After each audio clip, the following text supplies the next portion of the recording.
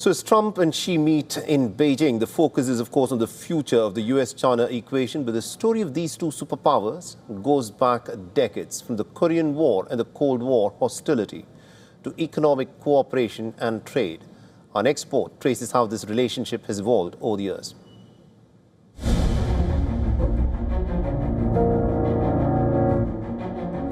For much of the 20th century, the United States and China stood on opposite sides of global politics.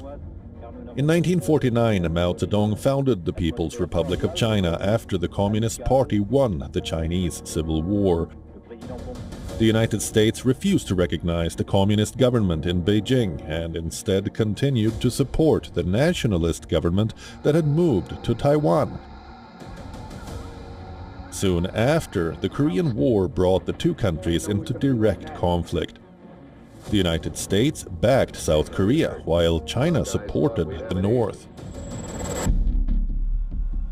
Way back in 1950, during the Battle of the Chosin Reservoir in North Korea, the UN offensive led by United States forces approached the Yalu River, leading to massive confrontations with Chinese forces.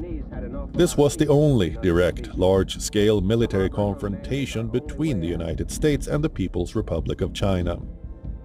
30,000 UN command troops were encircled and attacked by 120,000 Chinese soldiers. After severe casualties in extreme weather, the UN forces broke out of the encirclement and withdrew to the port of Hungnam, where they were airlifted. Many US historians describe it as the greatest evacuation movement by sea in US military history. For decades, relations between Washington and Beijing remained hostile.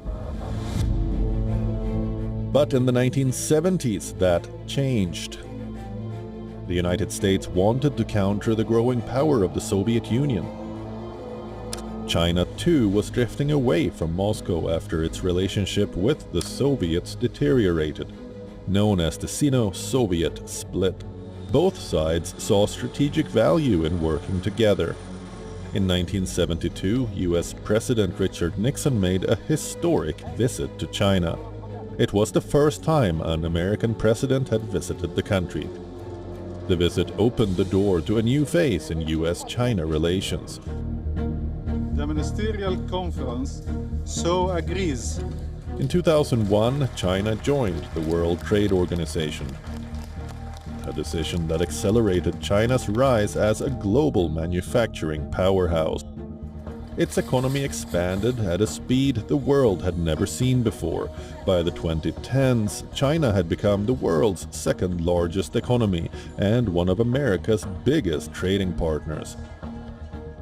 At the same time, China's becoming part of the World Trade Organization brought lower prices to American consumers and higher profits for US corporations.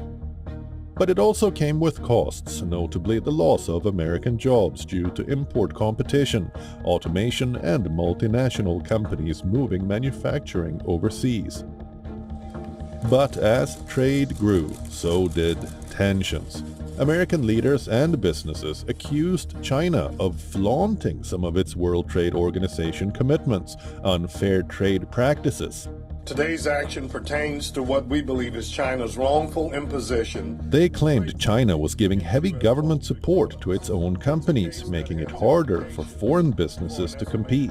At the same time, the US trade deficit with China kept widening, and eventually that economic competition turned into a trade war.